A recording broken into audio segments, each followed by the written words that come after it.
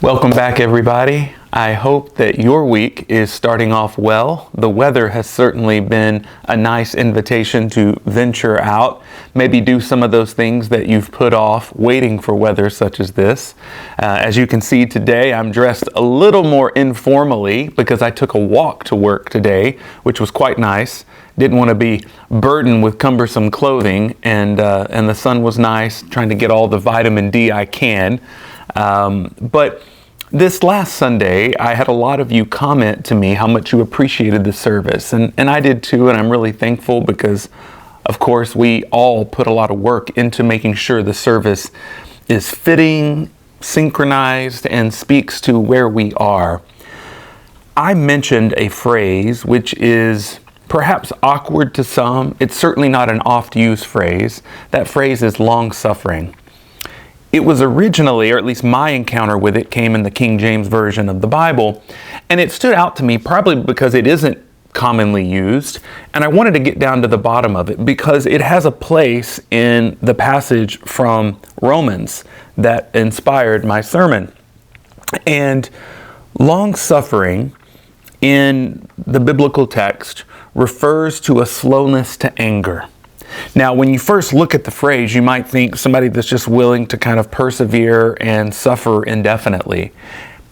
It doesn't necessarily mean that. Now, you may have to endure some things because whenever things happen, you do want to get angry. That's one of our reactions. But as many therapists have mentioned to me, anger is often a secondary emotion, and it covers over hurt and pain. And so what long-suffering does is it gives us a way to enter into a spiritual practice that lessens the speed at which we become full of anger. Because very often when we're consumed with anger, our actions and our reactions don't edify or build up the body of which we are a part. Not just the church, but any community of which we are a part. We know that the kind of uncontrollable anger and rage very often leads to the dissolution of community, the dissolution of relationship.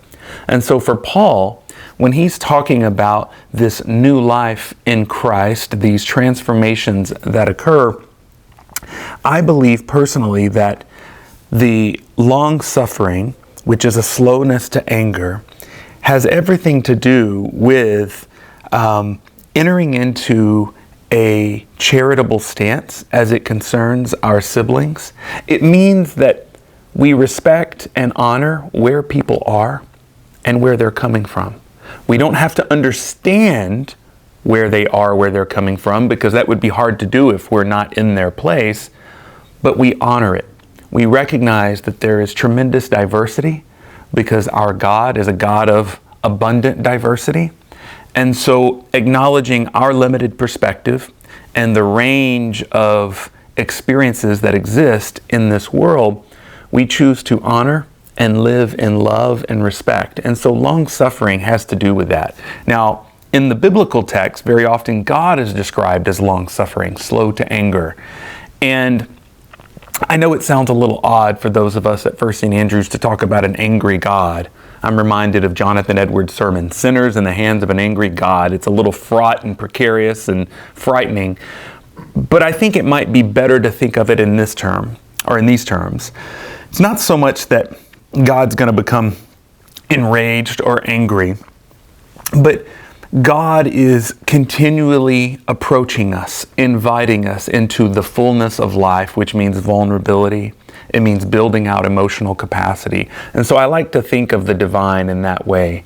That's what long-suffering means to me. And I do believe that if we can consciously enter into a spiritual practice of charity, compassion, maybe even a holy pause that allows for us to step back and examine a situation and recognize our limited perception, if we can do that consistently, I do believe that our communities would be healthier, and that we would experience more hope, and that we would be able to distribute some of that charity that happens, albeit intermittently, in our world. So I leave you with that and invite you to consider what long-suffering has been in your life, or maybe some examples of it, and feel free to share those with me or with the community, somebody you know.